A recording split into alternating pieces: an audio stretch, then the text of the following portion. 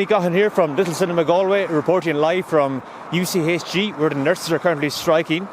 I'm going to be talking to some nurses, getting some opinions, getting some Vox Pops on why they're striking. Let me just say, this piece is going to be completely non-biased. I'm not taking any sides. And there's no bad guy in this, okay?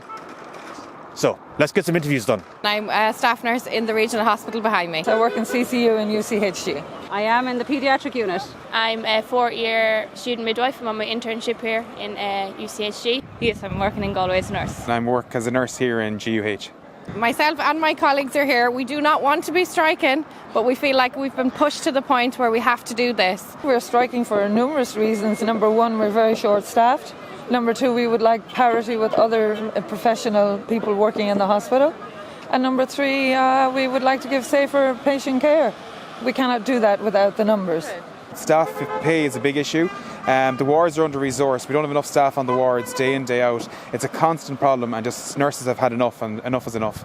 If they give us pay, we'll have more nurses. And our nurses aren't staying here in Ireland because our pay is too low. It wasn't something I thought of coming into college in first year, but finishing college now, it's definite. Like, I'm definitely going to go, which is sad, you know.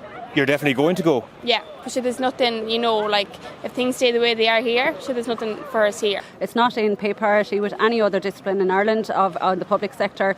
So our nurses are leaving. You know, and we'd be silly to not go, you know, abroad for a few years and get like double the money that they get over here for doing the same job. Our Taoiseach is a doctor. He worked on the floor, so he should understand how difficult things are. So, I mean, they're talking about, we'll talk to you about conditions, but they won't talk to us about pay. But by doing that, the conditions we want is more nurses, and that's the bottom line. If they don't give us pay, the conditions won't improve. The public support has been brilliant. They've been beeping, so keep it up. We get more, you know, encouraged to stay doing what we're doing to fight for our conditions with the public behind us. We had a patient the other day who walked out to here in his pyjamas and stood there and said, "You're doing the right thing, keep going," with his wife. And then turned and went back into the hospital. I know. Do you know, when you see stuff like that, it's just like, okay, we are doing the right thing. People coming over with food, coffees, drinks, buns, biscuits. It's amazing. I myself can't believe it. We've had a lot of people stopping and talking to us, you know, and offering their support, and it's fabulous. You know, we were talking to one gentleman the other day, and he said he'd pray for us at the novena, and it's fantastic. It really, really raises our spirits. The amount of support we're getting is unprecedented. Like, even we have patients coming out from the hospital, coming out onto the picket line supporting us. So that's huge for the nurses who are on strike and picketing. It's so tough to be out here in the rain and to be out of work in general. It's horrible because we're losing pay. Nurses are losing pay to be out here, and to see that we have the people of Ireland behind us is just fantastic. 29,346, do you know what that means? What that is? No. And do you know what this 37,172 is? No. Well, there are two probably salaries. At a push, probably the starting salary of a nurse if we're lucky. That's our starting salary. After a year? After a year. Yeah. So, After a year, yeah. That's not what we're on now, as in our internship. We only get paid actually in our final year as student nurses and midwives. So we do our first 3 years, and we're on placement in the hospitals from 6 weeks out in first year, and we don't get paid at all. So we are out massive monies. Zero pay? Zero, nothing for the first 3 years. I did not know that. Wow. And to say that, like, I have my mum's heart broke is just an understatement. Do you know, it's just, and nobody tells you that when you're going in first year. But like, if I had known that going in first year, I don't think I would have done it. This figure, 37,172, do you know what that is? I'd imagine it's something like a physio, or maybe even a teacher. Okay. Yeah, we're in the wrong job. And we need to look for new jobs. A PSA of a TD, of course it is. Actually, that makes me feel really sad, and I won't lie to you. It actually just makes me feel sad. That to me is a little outrageous. That is on top of their salary, is it? Yeah, that's not the salary, that's just the expenses claimed. I don't know. Sick to my stomach. That's absolutely, like, dreadful. That's only their expenses. And all the expenses, you know, as I just said, from us being student nurses and midwives to come in and do this job every day, and we get nothing. That's terrible.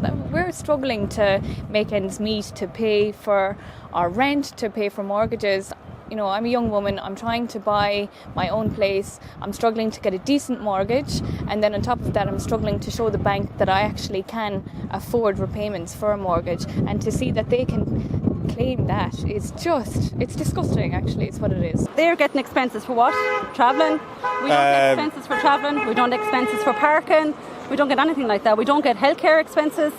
We have to pay all that ourselves. I'm sure all them TDs are getting all their healthcare paid for, all their private health insurance. I'm sure they're getting all their mileage paid for. I'm sure they're getting maybe uniform allowance. They're probably getting something to stay in hotels. We're not getting any of that. We're not even getting our study days for going on our courses because we haven't the staff to let us go to do our courses to keep us up in our skills. That's one nurse on a ward, basically. So we need to scrap that and start getting nurses on the wards. That's what we need. Yeah. I think the nurses want to clarify, and the INMO want to clarify, that patient safety is our priority. And the nurses that are staffing the wards, we have nurses staffing the wards, they're just at a minimum level, and they are ensuring patient safety. But our message to the government is stop this now. This is ridiculous to have us out here. We just want pay parity, we just want to be recognised and be equal. It's 2019 and all everyone talks about is equality, so why we aren't seen as equal, I don't understand. I would pretty much like if there was engagement by the government. I think they're not taking us seriously enough, and I also think that they should be coming on board to talk to us. Nothing was ever settled without communication. We are not giving up. We're here for the long haul, and they need to come to talks soon. The message is get back into talks, stop beating around the bush and start giving nurses what they deserve and better pay and better resources, and start resourcing the hospitals behind us and getting proper care for patients. We want to look after our patients the best that we possibly can. That's all we want to do. We want to have enough staff. We want to make sure that our patients are safe and that our staff are safe while caring for them. I don't think we're asking too much at all. Give her a big cheer.